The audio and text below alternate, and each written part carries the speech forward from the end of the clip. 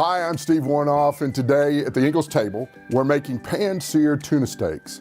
This is a great alternative to beef steaks, and when I prepare them for our patrons at many of our bed and breakfasts where I cook, it's always a home run. And Ingles has everything we need. Now that we've done our shopping, let's get cooking. So the first thing we need to do in getting started with our tuna steaks is to marinate them. And I use a really wonderful mojo because it's really great Mexican spices, the cumin, the garlic, all blend together really well and flavor the tuna excellently. I also use a little bit of lemon juice with it. So the first thing we want to do is take our tuna steaks and put into the bowl. We're going to pour the mojo over and let it marinate for about an hour. We just want to cover them up really well. But you don't want to, because we're adding a little bit of lime juice, we don't want to let them go much more than about an hour because the lime juice will actually start to cook the tuna just a little bit. So we give that a good squirt. And I use a full lime. So we let that go really well. And we set that aside again for about an hour.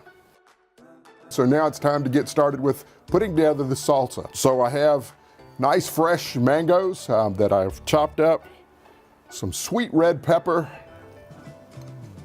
some green pepper, a little bit of red onion, of course some wonderful cilantro.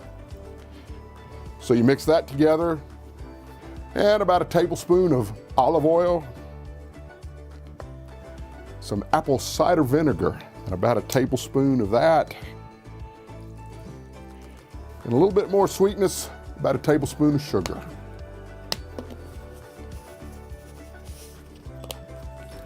Some nice ground pepper.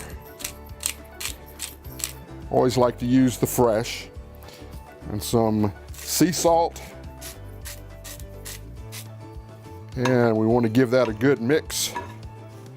Really nice and colorful, but it really adds to the seared tuna. All right, so we'll set that aside, and now we're going to get started with our tuna. Put a little olive oil and a little bit of butter.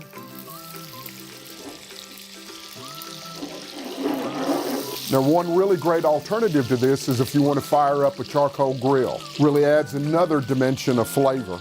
But you want to make sure that your grill is screaming hot because you want to get that fine sear on the top and on the bottom.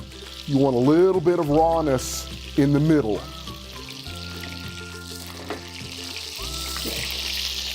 So we have our marinated tuna. And you want to put that in so that it goes away from you, so that it doesn't splatter on you.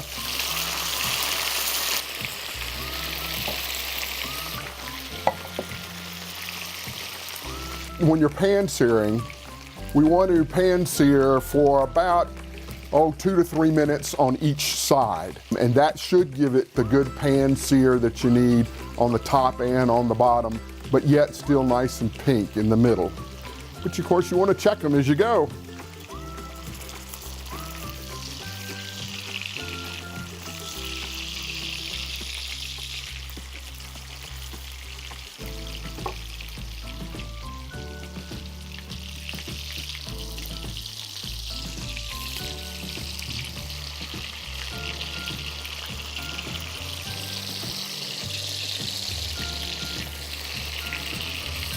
It has that really nice golden brown on the top. It's coming along really nicely.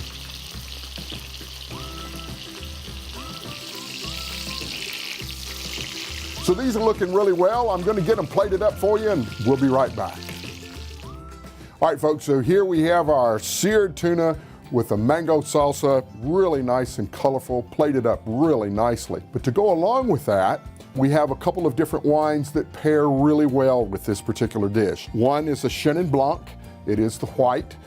It's a little bit bolder, a little bit heavier of the white wines, which you want to pair really next to it because of the complexity of the tuna and the salsa. The same for a nice rosé. Now, rosés are made with Zinfandel grapes, and it is really kind of semi-sweet and pairs also really well with the tuna and the salsa. And that's it. Thanks so much for joining me here today. Remember to check out the rest of the site here at the Ingles table for more great tips, tricks, and recipes. See you next time.